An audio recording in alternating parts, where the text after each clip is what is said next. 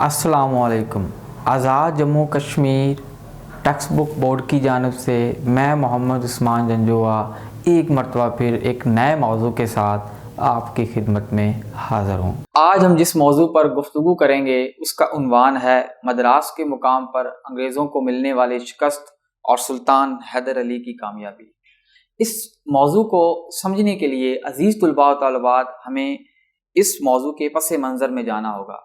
यानी पस मंज़र की हम बात करें तो स्पेसिफ़िकली हमें सुल्तान हैदर अली का मुख्तसर सा तारुफ आप लोगों के साथ शेयर करेंगे। मसलन सुल्तान हैदर अली कौन था, उसका किस रियासत से ताल्लुक़ था, या वह कौन से ऐसे हालात थे, या किन हालात में सुल्तान हैदर अली और अंग्रेज़ों के दरमियान दो बड़ी अहम तारीख़ी जंगें हुई, जिनको पहली एंग्लो मैसूर वार और दूसरी एंग्लो मैसूर वार के नाम से जाना जाता है। अज़ीज़ तुलबा व तालिबात, मैसूर की जो रियासत थी वो एक छोटी रियासत थी और दक्कन की दूसरी रियासतों में से उसका शुमार किया जाता था।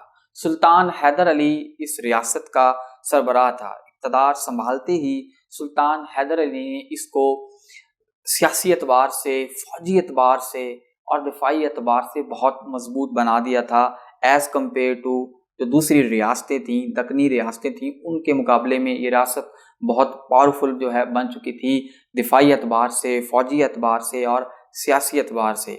इधर जो अंग्रेज़ थे अभी उन्होंने अपनी कॉलोनियलिज़म को स्टॉप नहीं किया था। अब बंगाल के बाद उनकी नज़रें जो थीं अब इन दक्कनी छोटी छोटी रियासतों के ऊपर थीं।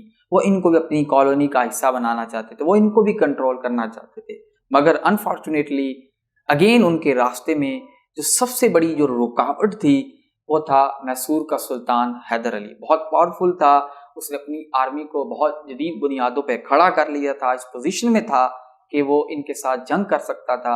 लिहाजा अंग्रेज़ों ने क्या किया, उन्होंने सुल्तान हैदर अली के खिलाफ मुख्तलिफ साजिशें शुरू कर दी और जिसका नतीजा क्या निकला कि बिल आखिर सुल्तान हैदर अली और अंग्रेज़ों के दरमियान दो अहम तारीखी जंगी हुई जिनका मैं ऊपर जिक्र कर चुका हूँ।